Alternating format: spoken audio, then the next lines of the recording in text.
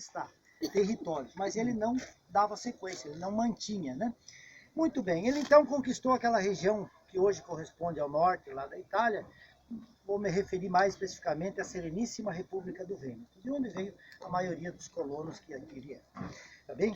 Lá, então, ele, em 1830, ele dominou aquele território. E aí ele não se interessou. Pegou e vendeu com povo, com cultura, com terra, com tudo, para a Áustria.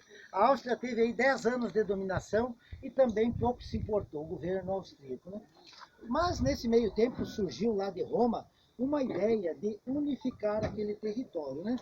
Esse aqui era o convite que todas as pessoas recebiam lá para ir votar. Na verdade era uma intimação, votar para o sim ou não à unificação italiana, né? E aí a votação era aberta.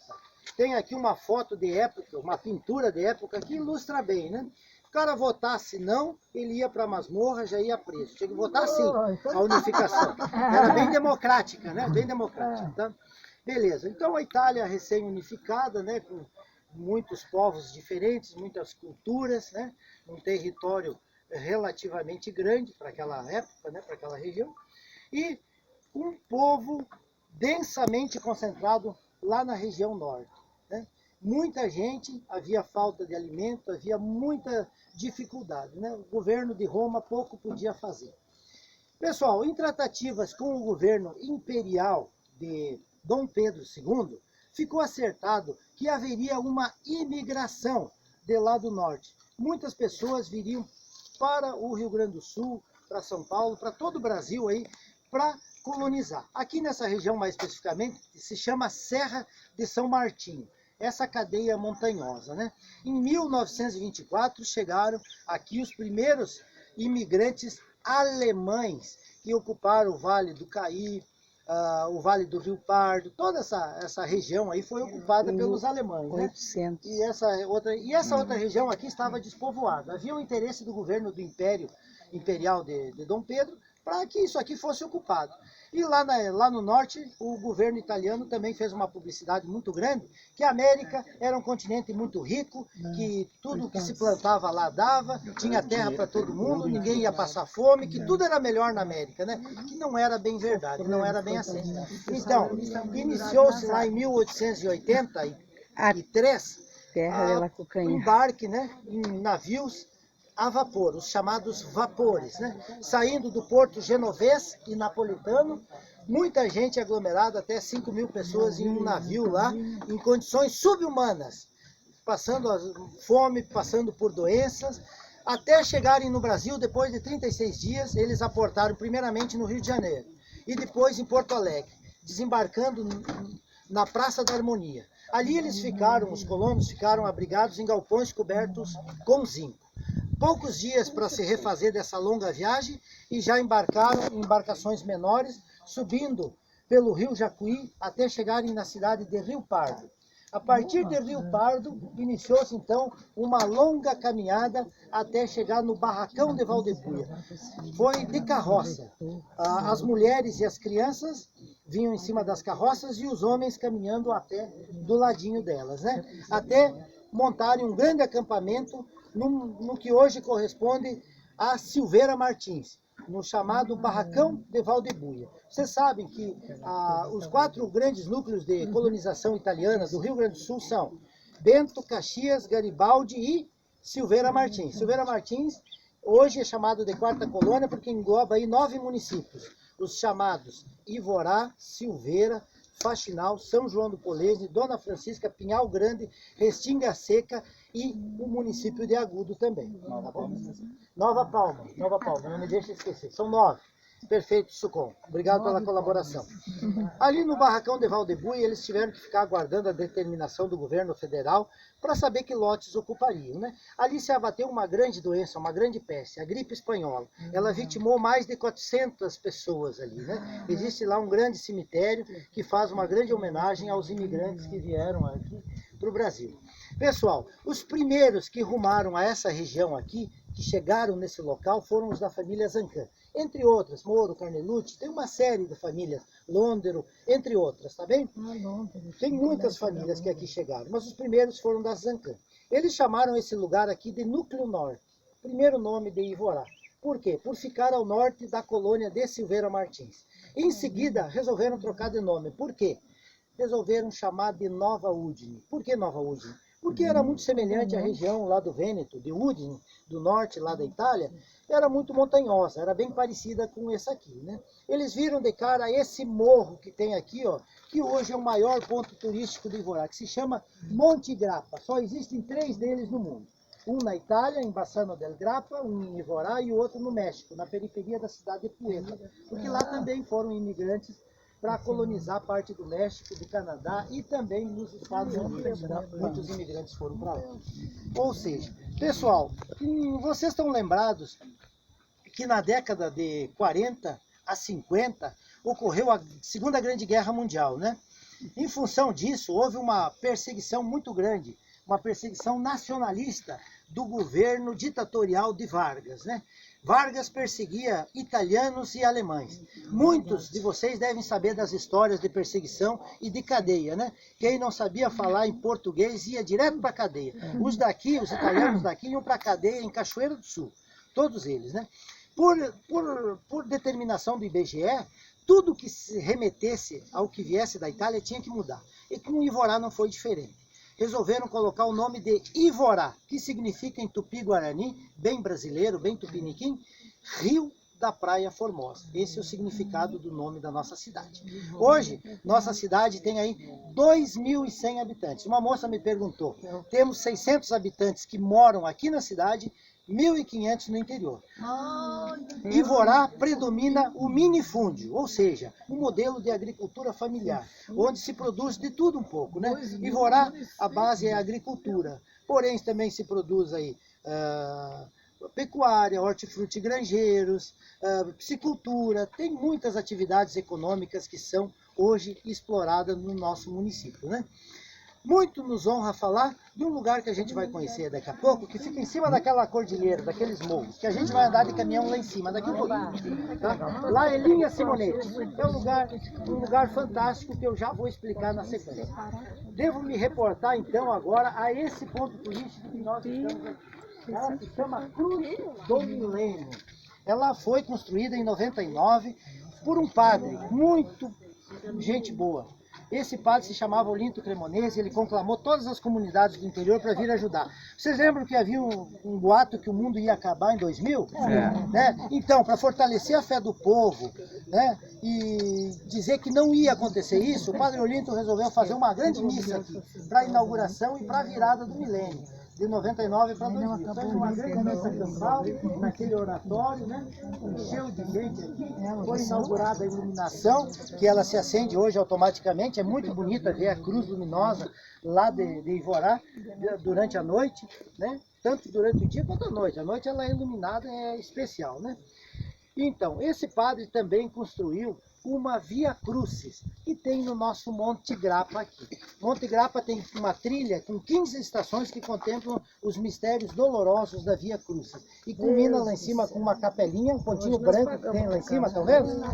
Beleza. E na outra face tem um santuário, que é dedicado a Nossa Senhora de la Guardia. Tá bem? De lá de cima a gente pode ver Faxinal, Agudo, São João do Polesne, um pedacinho de Nova Palma, Restinga Seca, é bem bonito. Na parte de cá a gente enxerga as Castilhos e para cá as terras do município de Silveira Martins.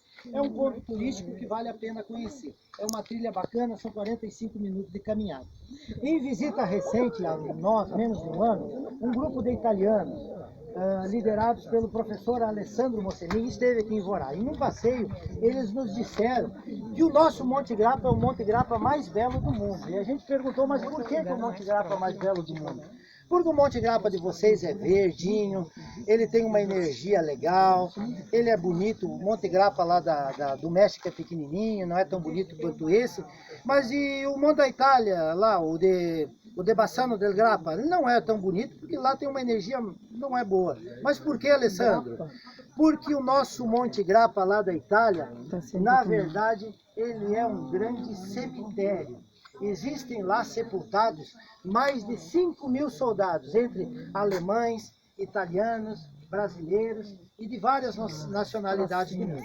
Soldados desconhecidos, que morreram por uma guerra infame que não se justifica, né? Vocês sabem que a guerra é a coisa mais ignorante que a humanidade já pôde produzir, né? Mas se mata, não se sabe nem por que causa, às vezes, né? Ela não tem propósito, né? Se os homens, como diz o nosso amigo João Chagas Leite, se os homens sentassem ao pé do fogo, chimarreando, o mundo viveria em paz. E é uma verdade, não deixa de ser, né? Tem lá no Monte Grappa, então, cada pontinho desses aí, pessoal, que vocês estão vendo, ó, depois eu vou passar isso aqui, é uma lápide. Lá tem uma grande homenagem, né, na entrada lá desse grande cemitério que diz: Glória a vós, soldati del Grappa. Glória a vocês, soldados do Grappa, que morreram aqui lutando, né? Os Icaduti, caídos, em italiano, que é soldado, significa soldado morto, tá? E na lápide de cada um deles está escrito Peter Pan, que é daquele desenho animado ou personagens dele, né? Peter Pan. A gente não sabe exatamente o significado Nunca disso. deixarão de ser crianças. Nunca deixarão de ser crianças, eram meninos, né? Me comove. Realmente. Pessoal, a gente também não pode deixar de falar um pouquinho para vocês do mais célebre, do mais ilustre filho de Ivorá. Alguém aí que já ouviu falar em Alberto Pasqualini? Moro na rua Alberto Pasqualini? Alguém aí conhece Alberto, sabe quem foi o Pasqualini? Poderia me ajudar? Vera, quem foi Pasqualini? O que ele era? Ele foi senador. Foi um grande senador da República, quase eleito governador do estado do Rio Grande do Sul. Por formação na área do direito, atuou como advogado durante um tempo. Fiquei sabendo de muitas obras bacanas de Pasqualini recentemente, além de tudo que eu já sabia. Pasqualini, pessoal, à sua época, né, ele foi considerado um comunista pela Igreja Católica, o taxou de comunista. Por isso ele perdeu até as eleições no Rio Grande do Sul. Hoje, Pasqualini é tido como um visionário. Por que isso? Pasqualini era, na verdade, um trabalhista nato. Ele pregava o equilíbrio entre as forças capital e trabalho. Ele não queria que nenhum sistema fosse capitalista por capitalista, que escravizasse as pessoas pelo capital, e nem pelo comunismo, que nivelasse todo mundo. Em suma, Pasqualini dizia que cada cidadão devia receber o justo por aquilo que trabalhasse, e mais pelos seus dons, né? E em contrapartida, aquele que não tivesse condições, que também não fosse desassistido totalmente pelo Estado. Que o Estado o amparasse também, né? É o que a gente tem hoje de mais moderno, né? Hoje, Pasqualini é tido como um visionário, ou seja, um homem muito além do seu tempo. Existe uma homenagem muito bonita a ele, lá no painel, no fundo da nossa Câmara de Vereadores, tem a foto dele, e uma de suas célebres frases, que diz o seguinte: quando os pobres forem mais felizes, os ricos serão mais tranquilos. Uma frase para a gente pensar bastante, né? Não deixa de ser uma grande verdade, né? Pessoal, Pasqualini também foi o senador da República que redigiu o decreto de lei que instituía a criação da maior estatal brasileira. Qual é a maior estatal brasileira? A Petrobras. Ele defendia, né, o monopólio por parte do Estado, né? Como temos até hoje, né? Tomara que nunca vendam a nossa grande Petrobras. Existe uma homenagem a ele em Canoas, a Refap, né? O que significa a Refap? Refinaria Alberto Pasqualini. Muito bem, pessoal, Pasqualini nasceu lá próximo da prefeitura. Aquele prédio maior que funcionava como seminário antigamente, do ladinho dele tem uma casinha branca entre umas árvores. Vocês estão vendo uma casinha bem pequena na frente da praça? Aquela casa lá é tombada hoje pelo patrimônio histórico do município de Ivorá. Lá hoje é uma casa-museu, abriga todo o mobiliário do Pasqualini. Ao final do passeio, eu tenho a chave aqui. Quem quiser visitar, vou fazer também a visitação à Casa Museu Senador Alberto Pasqualini. O que é que tem lá? Lá estão guardados todos os objetos que pertenciam a Pasqualini à época que ele residia lá no Rio de Janeiro. Tudo doado pela sua excelentíssima esposa, a doutora Suzana Thompson Flores, que esteve aqui na nossa cidade por uma única vez. A época que Colares era governador. Lembra do Negão lá? Sim. Beleza, então. Aquela época ela esteve aqui, recebeu uma homenagem, foi recebida com honras militares, né?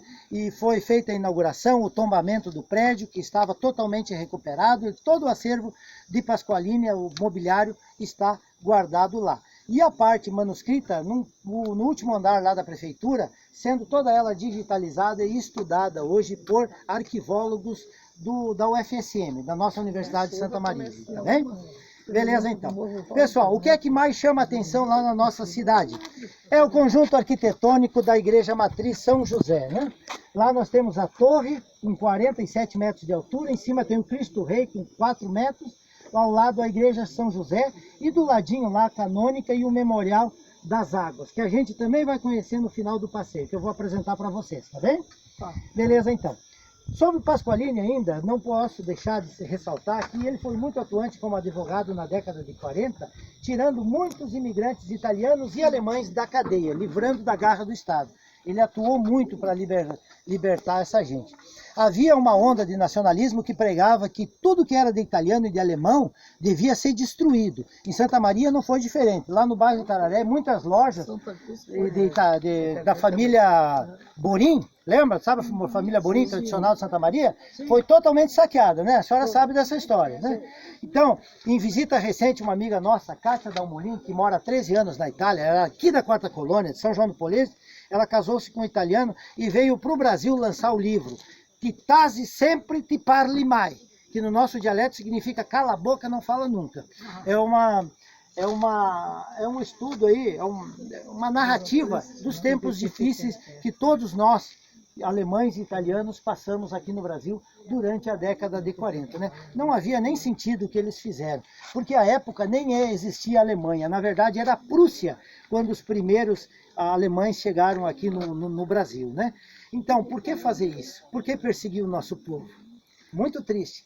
Mas Pasqualini foi atuante e foi um grande nome nesse cenário nacional aí, que fez um homem de uma grandeza fantástica e que muito nos orgulha falar, nascido em Ivorá. Então, toda vez que vocês ouvirem falar nas escolas, nas ruas que levam esse nome de Pasqualini, já se reportam a Ivorá, já sabem que foi aqui que nasceu o grande pensador, né? A obra dele hoje é modelo de desenvolvimento para muita gente, né? Se for levada a sério, nosso país não estaria na situação que está. Teria com certeza investido mais em educação, teria respeitado mais o trabalho e a gente estaria num país muito melhor, né? Assim como queria também o nosso velhinho Brizola lá, né? Pessoal, eu poderia ficar falando muito mais coisas. Só vou citar ainda que nós temos aqui na nossa cidade uma cartucha da Ordem de São Bruno. Se chama Cartucha Nossa Senhora Medianeira. Ela fica a 7 quilômetros daqui em linha reta. Lá vivem 19 monges em vida contemplativa. Eles estão trancafiados em uma cela de 30 metros, só tem um banheirinho, um oratório para eles rezarem, um lugarzinho, um fogão ali, para eles se aquecerem durante o inverno. E eles saem dali uma vez por dia para ir na missa às 3 horas da madrugada, que tem uma missa. O que é cartucha? Cartucha é o mosteiro, se chama mosteiro. Cartucha é um mosteiro, tá bem? É cartucha com X, não é com CH. Senão seria feminino de cartucho, de caça, tá? Beleza, então. Oi?